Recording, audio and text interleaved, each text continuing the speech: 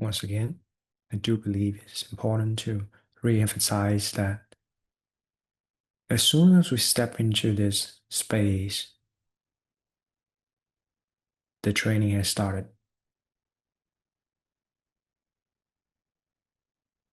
There's immediately a recalibration of posture. As you have noticed by now, there is a type of force, a type of urge to sit in a certain way, position yourself.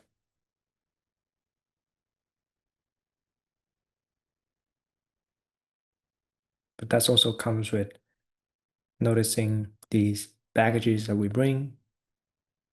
Similar to day one, we mentioned about how coming as we are in this warm up essentially then is accepting on the pressure of life, on the anxiety, on the bubbling restlessness, or what's about to come in your day, or what has just happened if right now is more in the evening for you. All these things are coming together, bringing to the space. And as you're starting to hold a posture that can be direct, that can make sustained contact, right? Because as we're training through these couple of days, you're seeing that, okay, there is that contact, there is that direct experience, but then I can't sustain it. I get confused, my head get tense, right? So then part of the training is to use the methods, the techniques to build this base of sustenance, pretty much.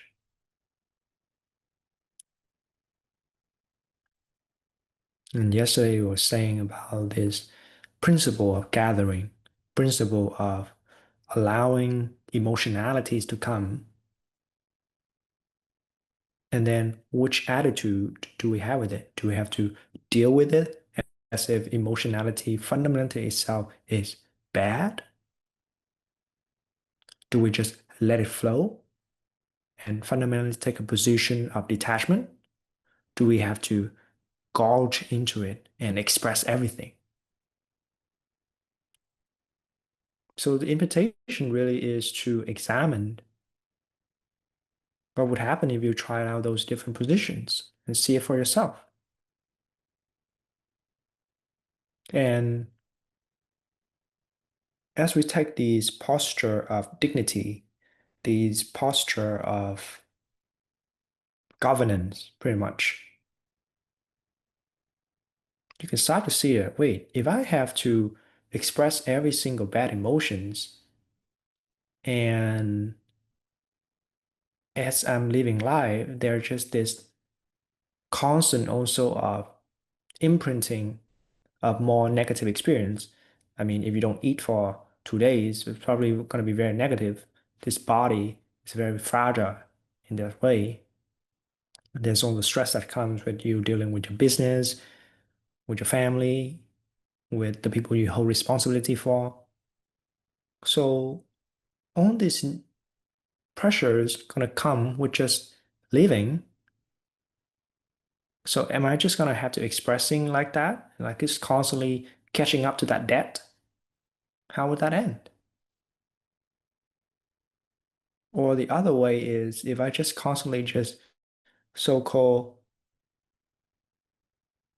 watching my emotions, then if I tease out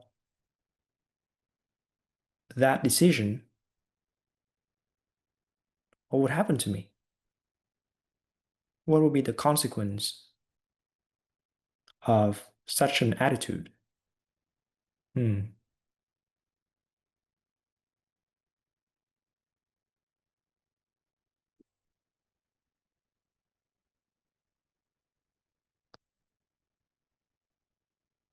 Yeah. That's why I believe for today, day four, let's talk about rest. Because I think in order to even arrive at this conversation of talking about rest, we have to have 3 days of just really priming up ourselves with these instructions, with these techniques and methods to even talk about this. We must first have the capacity to know posturing, know attitudes, know the direct contact, know these all these flows of emotions, these grasping, and then become a fixed set of identities, becomes our habitual pattern that imprisoned mind in that way. So now we can talk about rest. Knowing all the condition is happening all the time, how do we rest? Knowing that what you are is the affliction, is the split. Your sense of being is literally carved out of life, hold a concavity, like this is me, and that is life. This is me, that is Khan. This is me, that is a Zoom session. This is me, that is my room. And that's a literal split that just cut all the time for you. How do we rest that? Do you even want to rest that?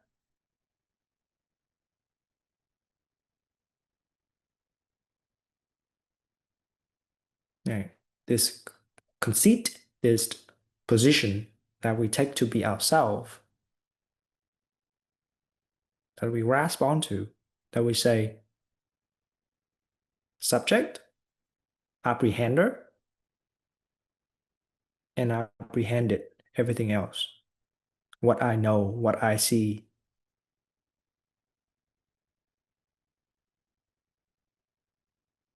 Yeah, because the first examination, I guess we can say, is okay, you already take this posture of fairly alert, so you can do some inquiry, you can do some investigation, you can do some examination now. But you're also quite, relaxed that you can hold this posture for a while. But the split is still there. How do you rest that? How do you go beyond your conceitedness?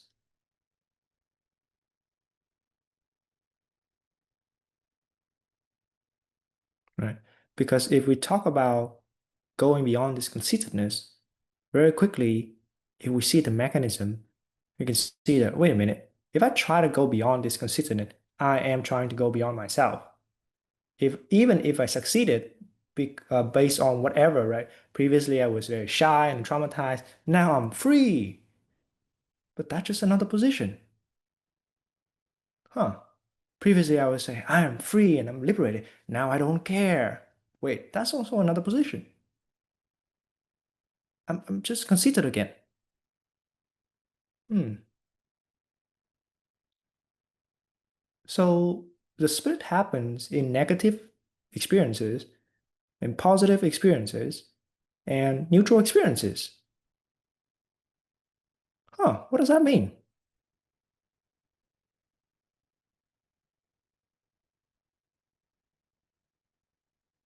If this thing is not just about like feeling good and blissing out, then what is it about?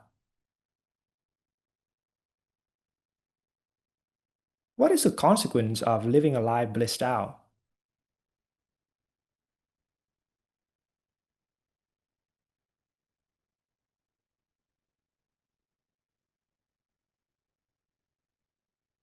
Is there any problem with that? Hmm.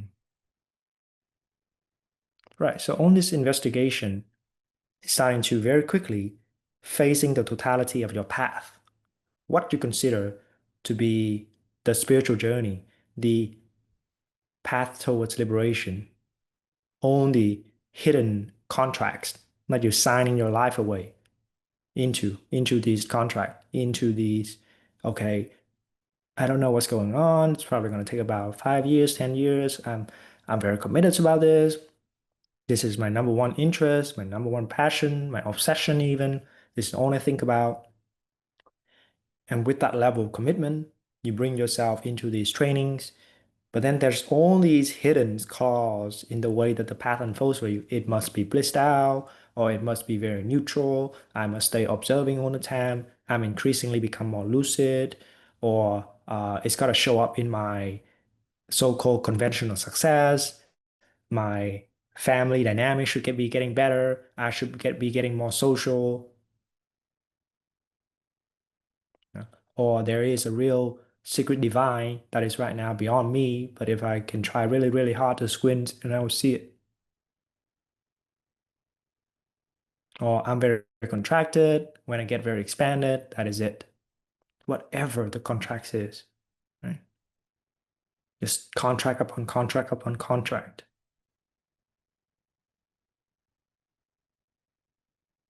And a lot of time we never know because nobody, and for sure we don't know because we were just absorbing all this information about the path and a little bit here, a little bit there. And we're just trying to synthesize and figure out what is the best option based on our intuition, based on our capacity to navigate, to see which way the path goes, right? But only is tremendous amount of pressure to figure this out. But yeah, that amount of pressure is what it takes really to have all these influences, all this imprinting from different teachers, different communities, different books, different schools. And you gotta be the synthesis to make this work. And that you is that conceit in this substantial way that you believe yourself to be a substantial thingy. You believe yourself to be a thing, to be a pinnable with markers of existence, a sense of being in your head, a sense of memories, a sense of personality traits, a sense of this body, a sense of your mental experiences, a sense of experience. Me making, my making.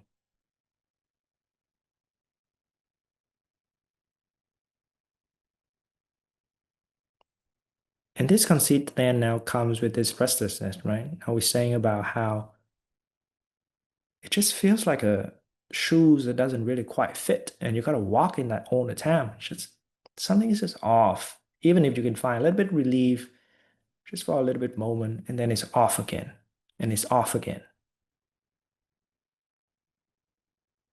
Even so-called after anatta realization, you still get hungry.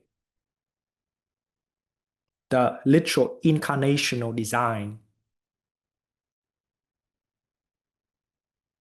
has stress built into it,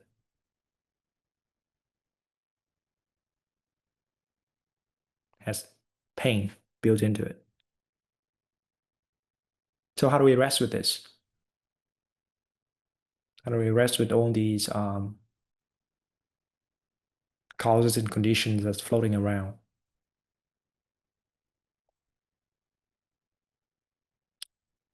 Well, this is why pretty much we introduce the five aggregates as the building block tools for us to make systematic inquiry.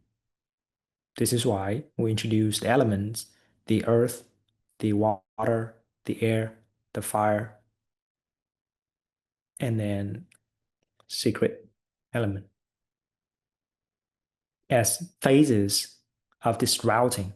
How do you route your way from the split into inseparability, non-splittable recognition, so-called permanent shift. All these different routings of working with your emotionality, your conceptuality, your identity, the sense of halting progress on the path, that sense of longing, the sense of the love for life, the love for others. This is why in CC we use these fundamental vehicles for growth, maturing your sentience. But in today's context, that's a massive endeavor, right? You probably don't have time to break that down that much. But essentially, we're seeing that, okay, with all this conceited position that constantly make this me, make this I, very wary, very tired, increasingly jaded and cynical in that way. How do we rest this being? How do we rest this body? And we can say that's right on right to the development of our attitude. And the first attitude is really that of metta. But it's not just loving kindness in the way that we um, give warm wishes to ourselves and our environment, wishing peace on others. Sure, that's one flavor of it. And a lot of us, if we have been very harsh on ourselves and we have been extremely self-critical and so on and so forth, a little bit of that can do us really well. But it's also, metta could be a type of sportsmanship, a type of welcoming the challenge, a type of bring it, let's do this, that type of oomph, that type of love of training, sportsmanship in that way, paying respect to the opponent that is your very shadow, paying respect to the affliction that is yourself. And with that, when we sit down, we have all these problems we talk about, right? Being confused, my head is hurt right now, my body is very tight, I got a contracted in my body, all that. But then with that attitude of metta, it's no longer a problem. I mean, it's problematic, but it's not a problem inherently because it's sports, because it's a friend. Your hindrances then become your friends. And just like constantly checking, yeah, fight back, fight back.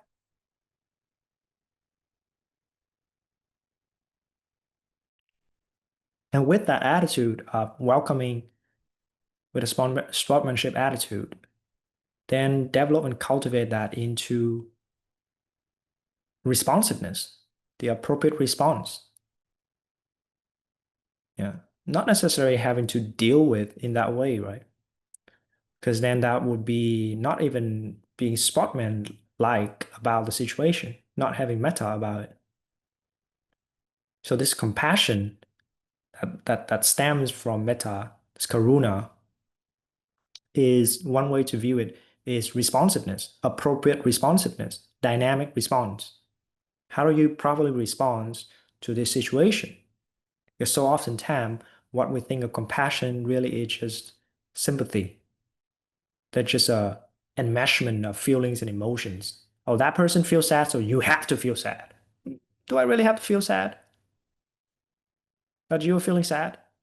I could feel joy that you're feeling sad because I know you need to feel more sad because you've been suppressing your sadness. So when you're crying your eyes out, I feel great. That's appropriate response. Compassion could be, I'm gonna make you cry. Yeah, but that comes from the meta. That comes from fundamentally, we know we are friends. We know we have our best interest at heart for one another. And then we can lean into this skillful compassion on this dynamic response of how do we work with situation. Sometimes that can be quite harsh, you know? Sometimes that can be very direct. Sometimes I have to call you on your bullshit. Sometimes I have to wheel you in because you're acting wild right now. Sometimes I have to slap you because you're forgetting yourself.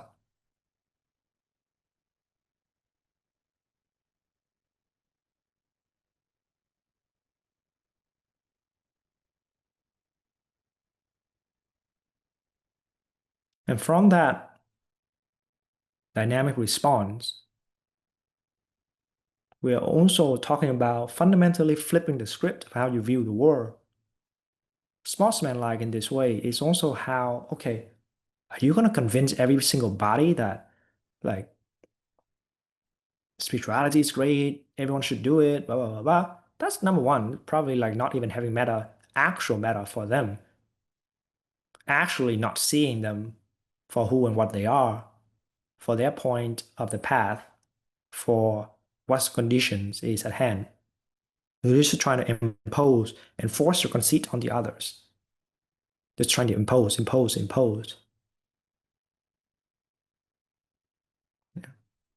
So in that way, what you think to be compassion is already very skewed, is already unskillful. But with this meta, and fundamentally we're flipping the script of having an ease with life. I don't need to convince anybody of anything. I don't need to explain myself. But I'm engaging, I'm responding, I'm extending bridges at the appropriate amount. Because this dynamic response also means proper boundaries, proper container, proper openness in all the varieties of contexts and settings with different stakeholders.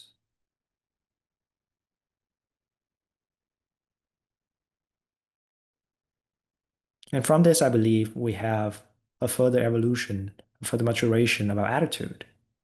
And there's this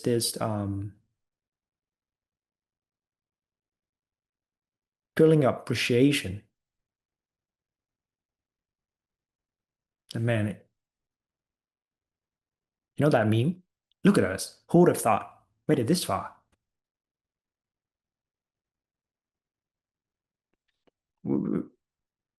Pretty all right, right? And with all that hardship, being pinned down by life, getting stepped on your face by all the challenges, but now you're here. That appreciation, like you're constantly making it, man. You're constantly making it, woman. Like all that hardship,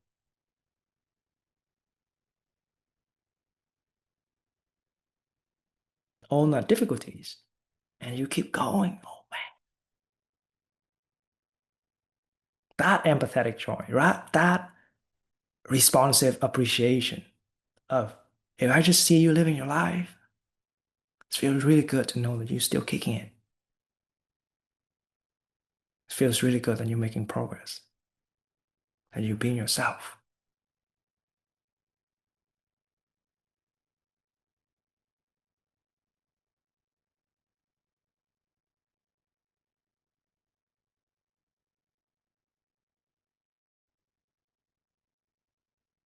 Yeah.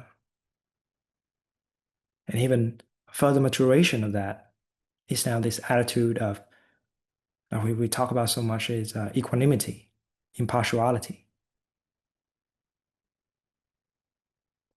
But with all this development, right? Now when we talk about equanimity, I heard a very good visual representation for it, is that it's almost like the holding a banquet, like this grand feast, and you invite your enemies, you invite the people who hate you, as well as your family. Oh, maybe the one and the same for some of us. You invite the people you love, you invite the people that love you.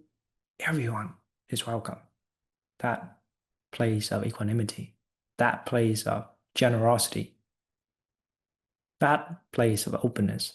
You just don't have a problem anymore.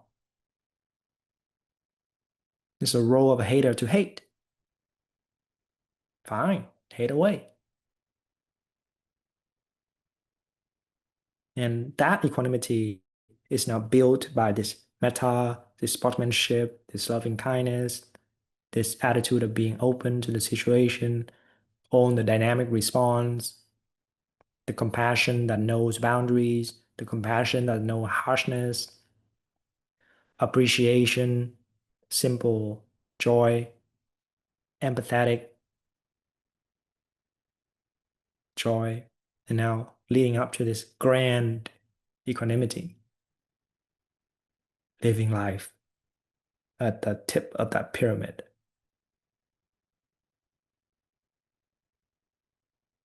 That I believe that's one flavor of how we look at rest. So when we're saying just rest is whatever where you are on that pyramid, can you cycle, continue to cycle?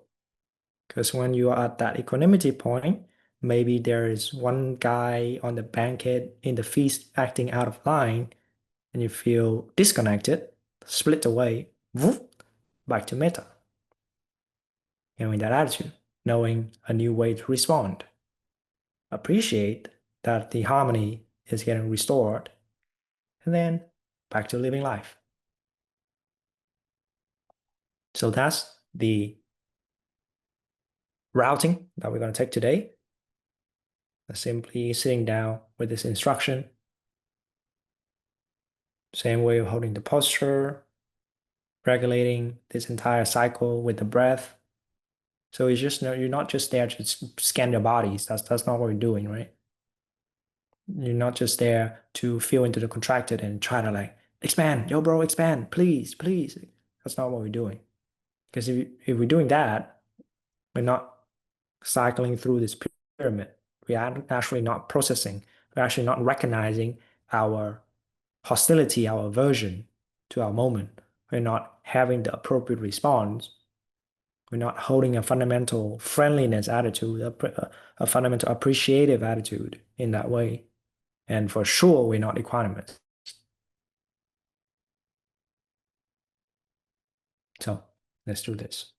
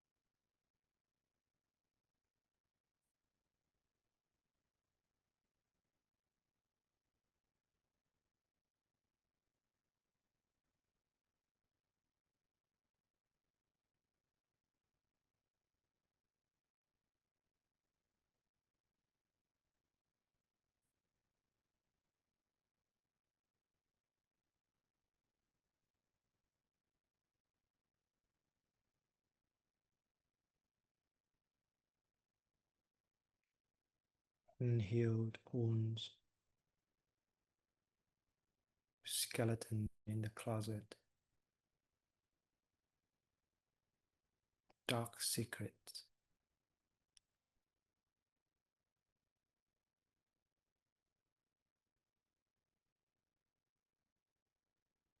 May the love of compassion shine a new life on them.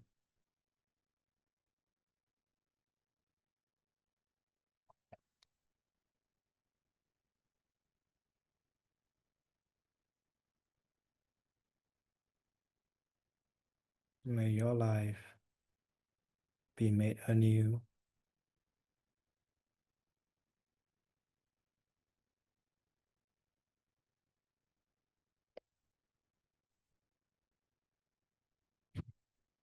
May the forsaken, the ones that was forgotten,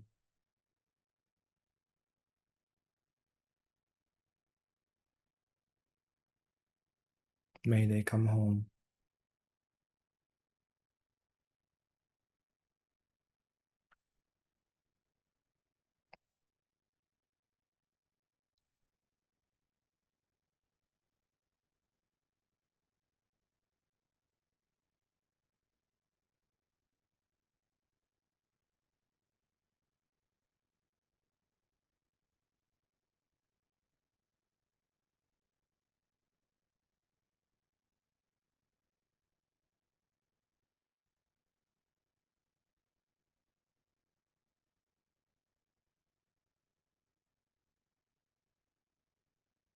In the moment of total reunion,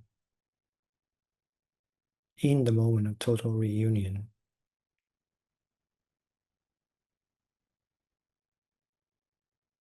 may you remember this flavor.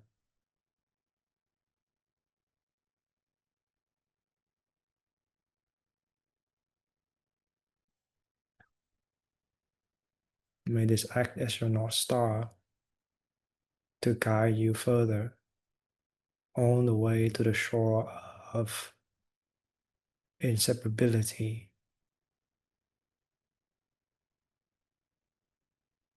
Although we are not done yet with the path, this reunion can serve as an important proof that not only this is possible, but also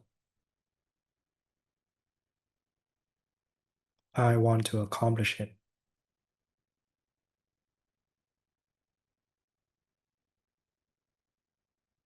May we all remember that.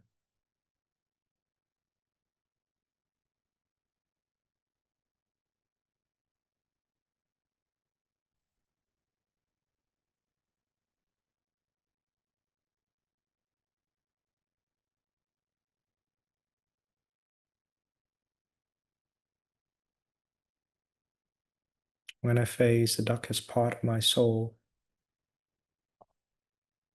may I remember metta,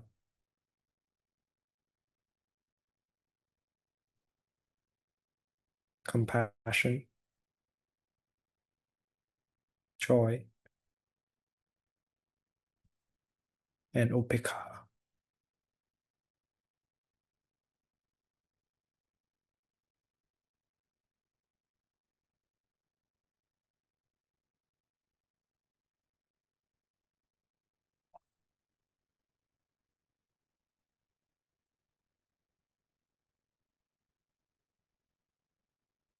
And as I'm opening my eyes to engage with the world again, may the bell of recognition continues to ring.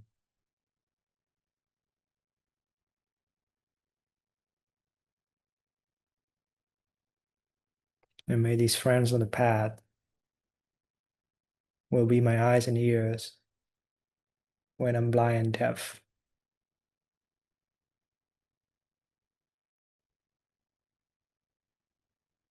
May their messages be my guidance when my faith breaks down.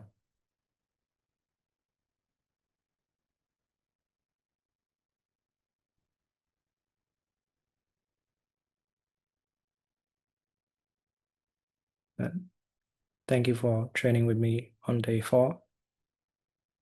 Now let's take some moments and make more sense of this in the discussion.